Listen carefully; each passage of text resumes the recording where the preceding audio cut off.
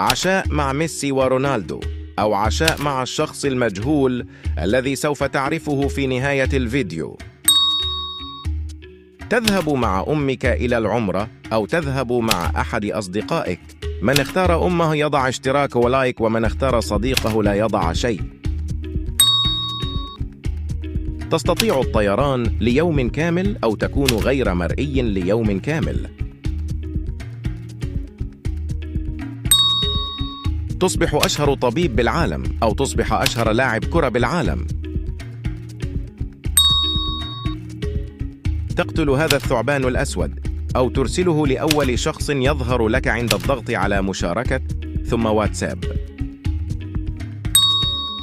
والآن حان موعد معرفة من هو الشخص المجهول، وهو المحبوب مستر بيست.